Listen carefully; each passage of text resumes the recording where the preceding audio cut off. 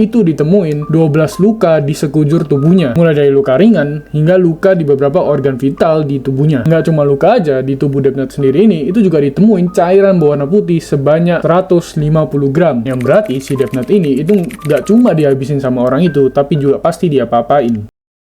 Negara India bisa dikatakan negara yang penuh kontroversi. Mulai dari masalah kebebasan beragama, terus ada masalah kasta di sana-sini yang bikin diskriminasi, dan yang paling heboh akhir-akhir ini itu ada yang namanya kontroversi masalah hak asasi perempuan di India itu yang pada nggak dihargai. Nah, permasalahan hak asasi perempuan di India ini sendiri itu memang bukan sesuatu yang baru. Di sosmed itu banyak banget orang India itu sering jadi berita mereka ngelakuin tindakan pelecehan sama perempuan. Sampai ada kejadian baru-baru ini di mana itu ada seorang dokter perempuan di India yang mana dia itu dikeroyok sama beberapa laki-laki sampai besoknya itu udah ditemuin nggak bernyawa. Terus parahnya pas dilakukan otopsi di dalam tubuh wanita nih itu ditemuin cairan berwarna putih sebanyak 250 gram. Yang nggak usah dicari, soalnya pasti kalian udah tahu itu cairan apa. Namun parahnya kasus ini itu justru dianggap remeh sama kepolisian di India yang sampai bikin demo besar-besaran para penegak HAM di India sana yang diikuti sama tenaga medis juga itu yang pada ikut mogok kerja. Nah, gimana kisah lengkap kasus ini dan bagaimana kronologi kejadiannya? Mari kita bahas.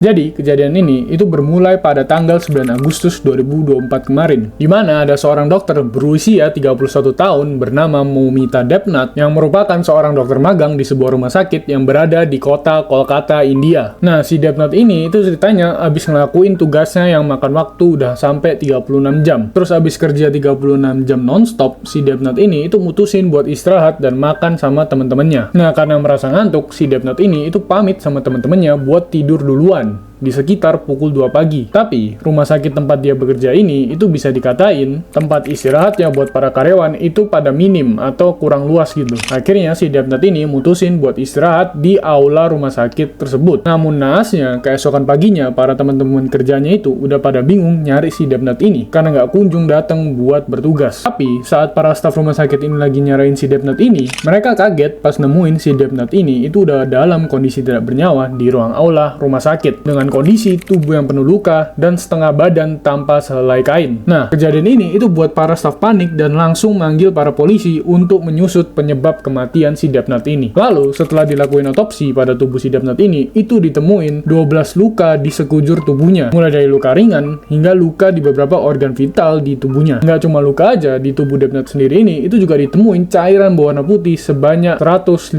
gram, yang berarti si Debnath ini itu nggak cuma dihabisin sama orang itu, tapi juga pasti dia apa-apain. Dan yang lebih kejinya yang ngelakuin itu nggak mungkin cuma satu orang aja. Soalnya faktanya seorang pria itu cuma bisa ngeluarin sekitar 1-2 gram aja. Setelah kasus ini viral di India, hal ini itu membuat para tenaga medis di India dan sebagian besar perempuan dari berbagai kota di India itu pada gelar aksi demonstrasi besar-besaran dan juga mogok kerja besar-besaran. Semua dilakuin dalam bentuk protes mereka terhadap aturan perundang-undangan mengenai keamanan para tenaga medis dan keselamatan perempuan di India. Yang mana beberapa rumah sakit di India itu masih minim banget soal tempat istirahat yang proper dan aman. Bahkan menurut staf di beberapa rumah sakit sampai bilang kalau beberapa dokter yang masih magang atau junior itu biasanya tidur hanya dengan alas atau tikar doang. Dari sini udah kelihatan banget gimana rusaknya aturan keselamatan ketenagakerjaan kedokteran di India sana. Nah, karena desakan dari demonstrasi besar-besaran yang terjadi ini, para polisi setempat itu langsung ngelakuin penyelidikan besar-besaran tentang kasus ini. Lalu, nggak lama setelah itu, polisi nangkep seorang pria yang bernama Sanjay Roy, yang merupakan seorang relawan sipil kepolisian. Menurut beberapa sumber berita, si Roy ini itu latar belakangnya memang terkesan problematik. Banyak berita yang nyebutin kalau Roy ini itu suka selingkuh, dan bahkan itu udah kecatat kalau si Roy ini udah selingkuh sebanyak 4 kali. Nah, dari latar belakangnya aja, orang ini itu udah bermasalah.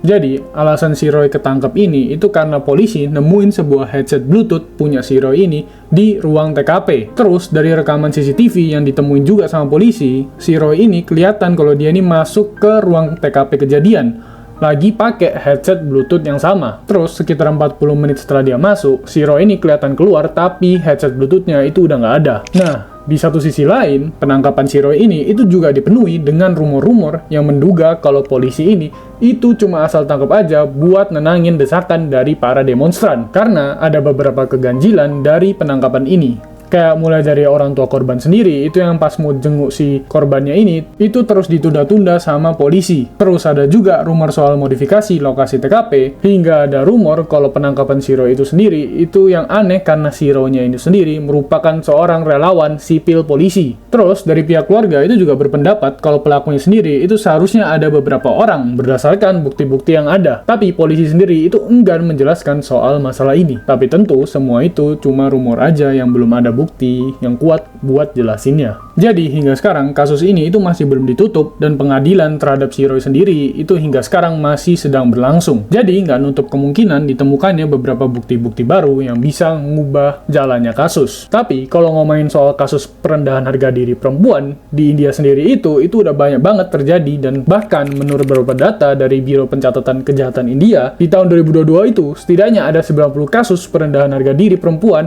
di setiap harinya. Bayangin aja 90 kasus dalam sehari itu bener-bener besar banget, yang berarti tiap harinya ada aja perempuan yang menjadi korban kasus kejahatan. Sehingga masalah tentang keselamatan dan kenyamanan perempuan di India sendiri itu bisa dibilang cukup bermasalah dan cukup serius. Selain itu juga banyak banget berita soal turis atau influencer perempuan dari luar negeri itu yang harga dirinya juga direndahin di India. Mulai dari nunjukin alat vitalnya secara frontal, hingga juga kejadian turis yang dipaksa melakuin hal nggak senonoh oleh beberapa laki-laki. Oke, itulah kasus dokter magang di India yang viral beberapa hari belakangan ini. Dan juga gimana harga diri perempuan itu di India yang masih sangat direndahkan oleh beberapa oknum pria di sana. Oke, terima kasih udah nonton, dan kalau ada yang kurang dari video ini bisa ditulis di komentar di bawah, dan jangan lupa like kalau suka, dan jangan lupa untuk subscribe.